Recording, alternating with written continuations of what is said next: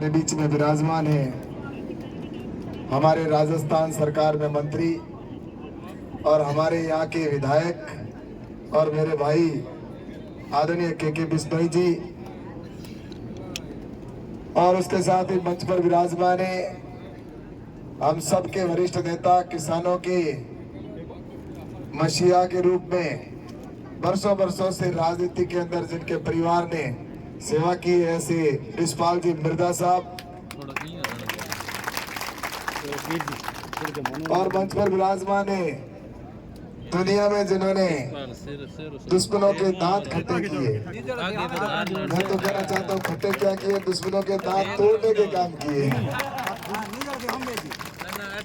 और पूरे दुनिया में सबसे ज्यादा ताकतवर अगर कोई व्यक्ति है,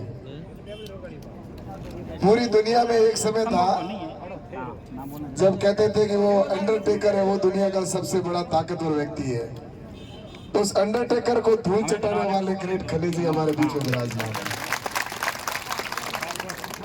है। अरे होंगे हाथ में ना भूत आवेरो नहीं तो बिना बीच पौड़ी काट दे। और ये बड़ी बात एक बताओ, अंडरटेकर ने तो ठिकाने लगा ही लगाया। एक बार क्यों हो कि भाई 5 जना हाथ है हमारा, मेरे तो एक लोग कई बार 5 जना हम हमारा 5 पहलवान आया मोटा दुनिया का, पहुंचो नहीं टेके नहीं जब था आ जाना। और पचे के 5 ने ठिकाने लगाया, पचे जोश हलो आयो तो के 5 को नीचे तो 25 हमारा दुनिया का मोटा मोटा तेरा 25 जना एक हाथ आया, जो एक एक के ठिकाने लगाना रुकी हो, दूसरे ने की हो, पी 25 एक पी एक की आन का बच्चे ठा पड़े बोल भाई हमें तो हैगो नहीं पटक दई, बच्चे 25 ही भेड़ा उन माथे पड़ गया, नियम कानून तोड़ दियो। तो मेरा कहना बताएगा 25 आदमियों ने एक हाथे अगर कोई दुनिया का बड़ा बड़ा जगह है बोंगे अगर धूल चटावे तो और नाम अपने हिंदुस्तान को नाम रोशन करना है अपने ग्रेट खली जी।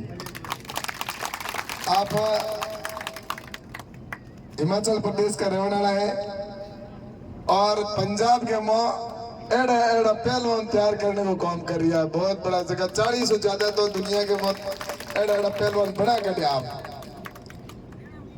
और एक तो बेटा वॉलीबॉल का कैप्टन है, हिंदुस्तान का कैप्टन रहा है पहलवान जी। आप कब रहे थे कबड्डी के वॉलीबॉल के कैप्टन? 1994-95 में भारत का वॉलीबॉल की टीम के कप्तान थे ये, तो ये भी इनके साथी है। तो मैं भी आपको ये कहना चाहता हूँ कि खली जी की एक इच्छा है और मेरी भी इच्छा है कि ये पंजाब में जैसी एकेडमी लगाई है वहां पर जो खिलाड़ियों को तैयार कर रहे हैं, वैसे अपने बाड़मेर जैसलमेर में भी एकेडमी लगाएंगे। भाई साहब आप यहाँ आके ट्रेनिंग दोगे, हमारे पहलवानों का बहुत संचालन भी आपको करना है। किकर भाई करना है नहीं करना, पहलवान तैयार करना।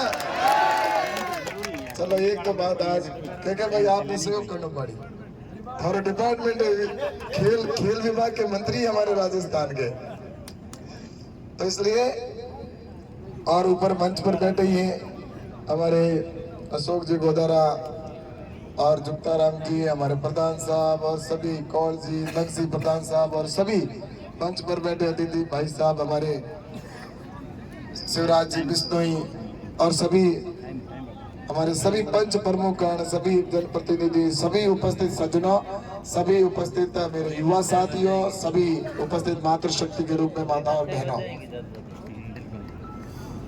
आज ये चुनावी सभा है और इस चुनावी सभा में हमारे मुख्य मेहमान के रूप में मिर्जा साहब पधारे।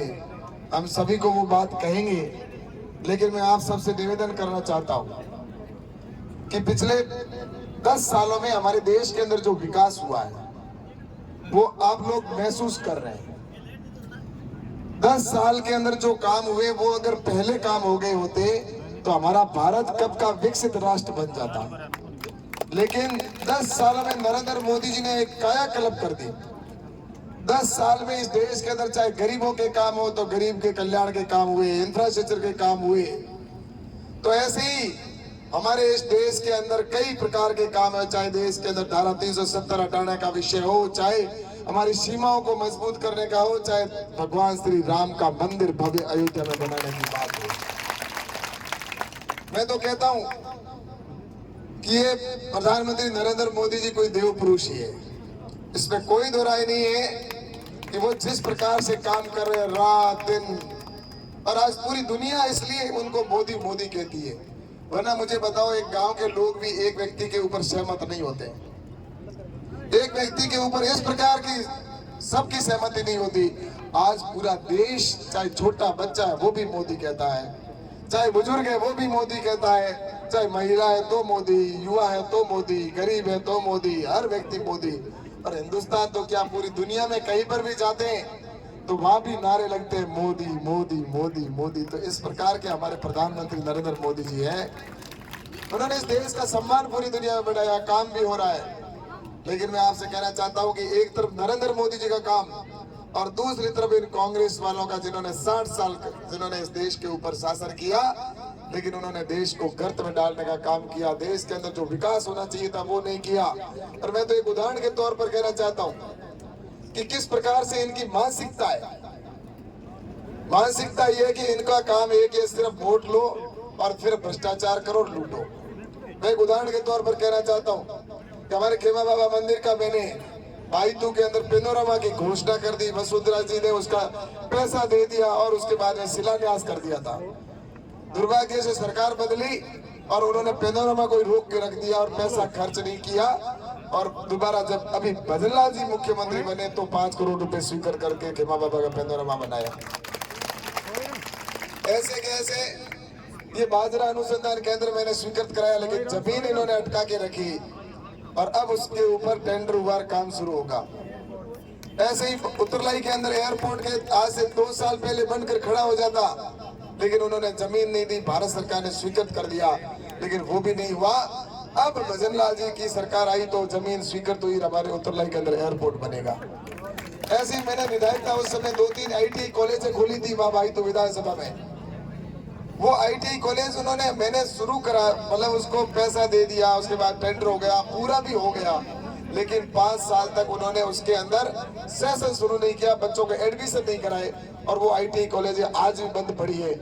और मैं आपसे कहना चाहता हूँ कि जब ये सरकार, उनकी मानसिकता है कि कैलाश जी ने या भाजपा की सरकार में काम हुआ है तो उसको शुरू नहीं करना, ये हमारे साथ में आपको बताना चाहता हूँ कि पानी के लिए मैंने राजस्थान को 34,000 करोड़ रुपए हमारे प्रधानमंत्री जी ने स्वीकृत किए कि हर घर में 2024 तक पानी का जल पहुंचाना चाहिए।